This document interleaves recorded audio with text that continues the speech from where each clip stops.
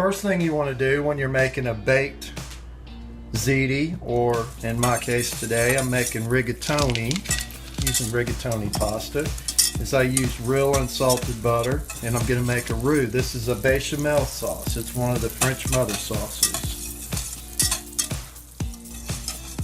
Once your butter is completely melted, you go ahead and put your all-purpose flour in, and use about equal amounts, 4 or 5 tablespoons of butter to 4 or 5 tablespoons of all-purpose flour to make you a roux.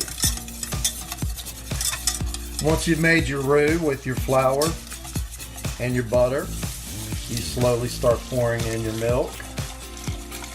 And I'm going to use about 3.5 cups of milk to make my Béchamel sauce.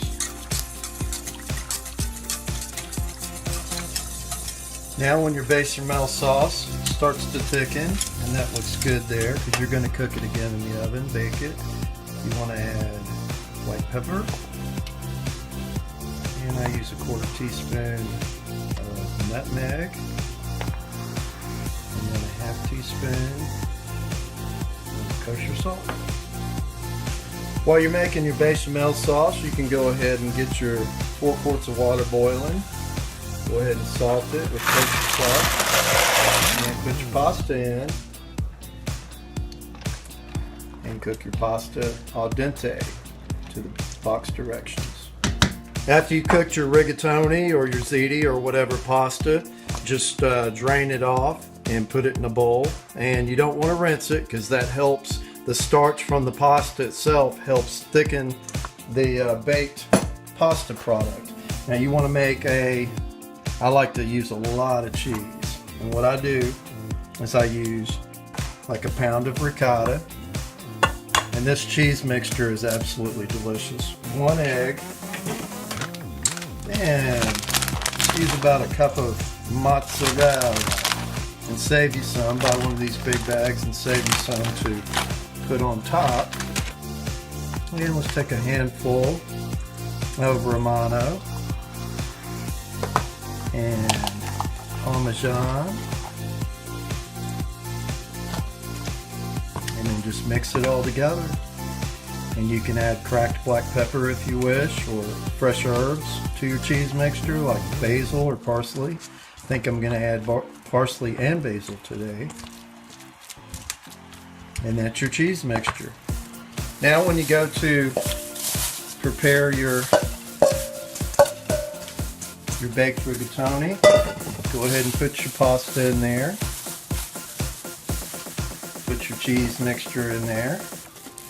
Put your Béchamel sauce in there, and you can hold back and see what kind of consistency you have, about right there. And I use a couple of cups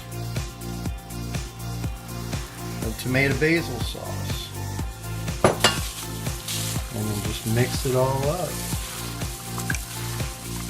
Now after you mix your pasta, your 4 cups of Béchamel, your cheese mixture with your ricotta and your mozzarella, your Parmesan, your Romano.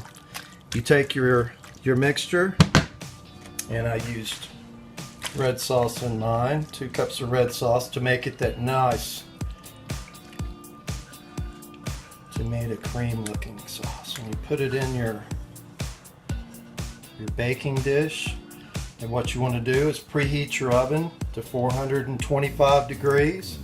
And what I like to do is I cover this with plastic and then aluminum foil and bake in the oven for about 30 minutes. And I'll get right back with you. After you bake your rigatoni for about 20 minutes at 425, go ahead and pull it out of the oven. It should be good and bubbly. And take the top off like this.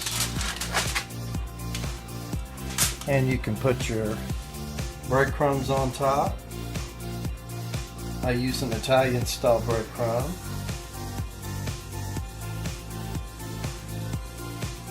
Like that. I'll say about a 1/2 cup is plenty for that amount. And I like to put more cheese on top. Lots of cheese. And then you want to stick it right back in the oven. Like that.